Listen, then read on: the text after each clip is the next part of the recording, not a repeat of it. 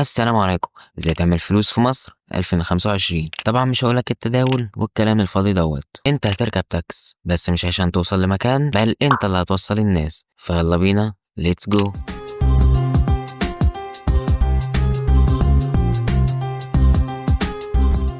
اول حاجه هتلبس اليونيفورم بتاعك وتدخل دخول رايق يسيب لك حرايق. وبعد ما جهزت نفسك وظبطت التاكس وتلمح زبون من بعيد هتخش عليه بشياكه.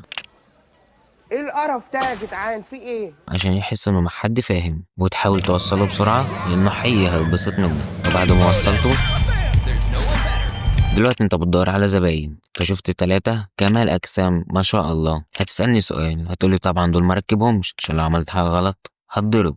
هقولك لا طبعا، دول تمسك فيهم بايدك واسنانك. دول بيروحوا الجيم كل يوم ويدفعوا فلوس على البروتين والسمك، بس تحاول توديهم على الهادي لان هيظبطوك في الفلوس. وانصحك تتجنب المشاكل معاهم بالذات.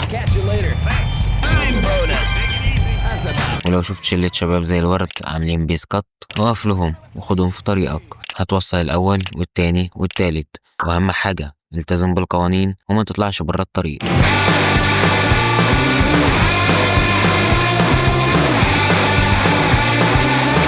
وبعد ما توصل الرابع هيقولك قد إيه إن أنت حمار، بس مش مهم.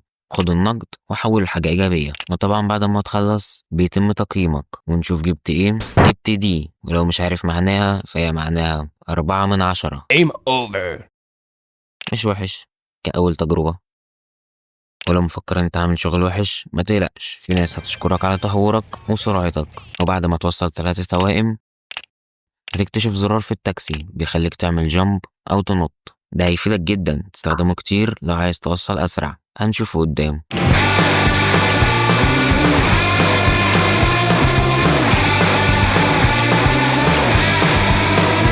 وبعد كل دوت اتقيمنا بدي تاني. Game over. بس ما تقلقش، انا جايلك بخطة جديدة. تاني يا زكي، تاني يا هايف يا تافه، تاني. اولا العيب ممكن ما يكونش منك، ممكن يكون من اليونيفورم اللي انت لابسه، فاحنا نغيره ونلبس واحد تاني. We gonna have some fun. المرة دي هنحاول نغير الطريقة ونجرب نلف من شارع تاني. هيوقفنا 3 شكلهم حرامية، بس عادي هنوصلهم برضو، ملناش دعوة. هنوصل الأول والتاني وكله فل، كله راح شغله، وفاضل معانا التالت. هوبا هتعمل جامب تنزل بيه البحر.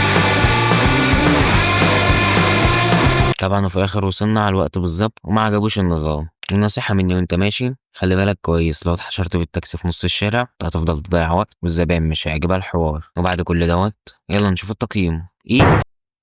ازاي؟ طبعا هتقولي ايه ديت؟ هقولك ان دي اقل حاجة في التقييم، اقل رتبة. ايه ده ولا حاجة يا ابني. Game over. المهم المحاولة التالتة هنجرب بقى المرة دي بكاركتر او شخصية نسائية ما اجيبها لستاتها برضو. ويلا بينا. Here we go. هنوصل الأول 100 والتاني 100. A few moments later. التامن 100. وفاضل واحد، هنلحق ولا ايه؟ هنلحق ولا ايه؟ وفشلنا. والتقييم المرة دي رجع دي تاني، يعني اتحسن عن آخر مرة. كويس إن احنا في الدي اللي هي في المتوسط أو أقل من المتوسط بحاجة بسيطة، بس يعتبر في المتوسط. Game over. خلاص المرة دي نجرب كاركتر تالت خالص، راجل محترم أبو شعر صدر. ليتس جو. Okay, let's have some fun.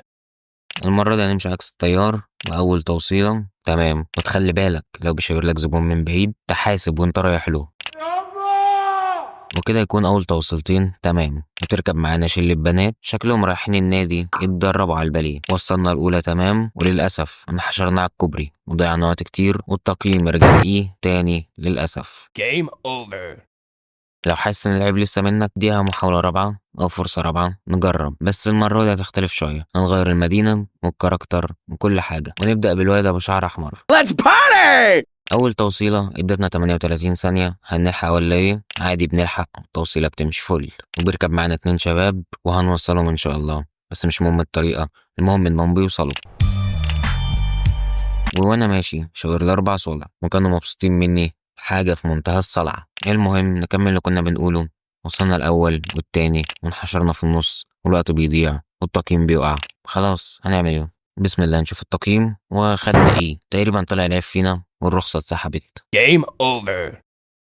ولحد هنا يكون الفيديو خلص. اتمنى ما حدش يطبق اي حاجه من النصايح اللي انا قلتها، وقولوا لي في الكومنت عايزين جزء تاني ولا لا. شكرا بجد للناس اللي بتحط الكومنت، ببسط قوي وانا بقراها، بحس ان انا بعمل حاجه او في حد بيتفرج عليا. فما تنساش اللايك والاشتراك والكومنت وتصلي على النبي، وسلام.